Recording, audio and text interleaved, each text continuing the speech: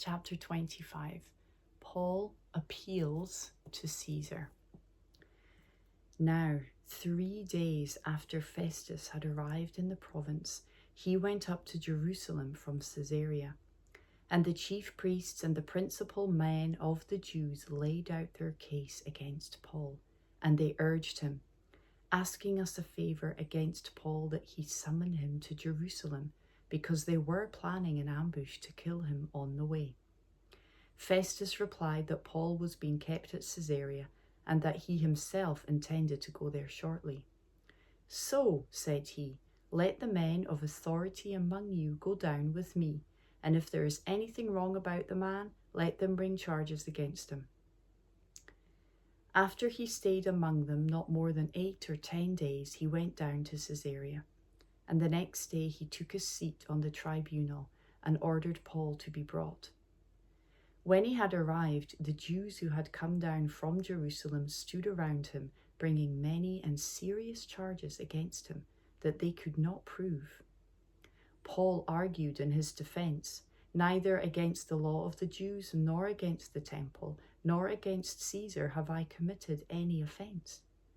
But Festus, wishing to do the Jews a favor, said to Paul, Do you wish to go up to Jerusalem and there be tried on these charges before me?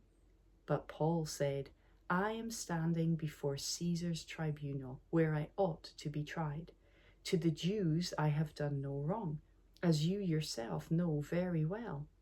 If then I am a wrongdoer and have committed anything for which I deserve to die, I do not seek to escape death. But if there is nothing to their charges against me, no one can give me up to them. I appeal to Caesar. Then Festus, when he had conferred with his council, answered, To Caesar you have appealed, to Caesar you shall go.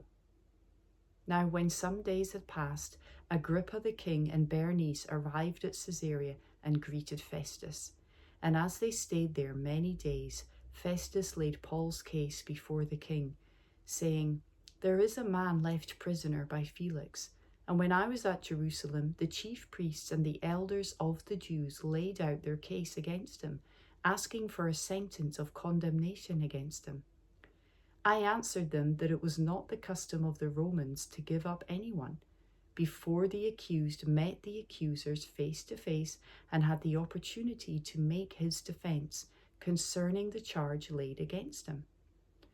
So when they came together here, I made no delay, but on the next day took my seat on the tribunal and ordered the man to be brought.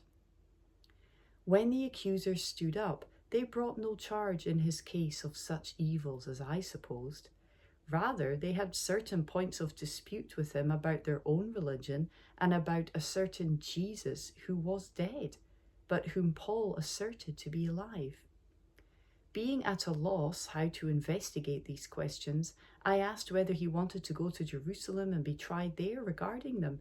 But when Paul had appealed to be kept in custody for the decision of the emperor, I ordered him to be held until I could send him to Caesar. Then Agrippa said to Festus, I would like to hear the man myself. Tomorrow, said he, you will hear him. So on the next day, Agrippa and Bernice came with great pomp, and they entered the audience hall with the military tribunes and the prominent men of the city. Then, at the command of Festus, Paul was brought in. And Festus said, King Agrippa and all who are present with us, you see this man about whom the whole Jewish people petitioned me, both in Jerusalem and here, shouting that he ought not to live any longer. But I found that he had done nothing deserving death, and as he himself appealed to the emperor, I decided to go ahead and send him. But I have nothing definite to write to my lord about him. Therefore I have brought him before you all, and especially before you, King Agrippa, so that, after we have examined him, I may have something to write. For it seems to me unreasonable in sending a prisoner not to indicate the charges against him.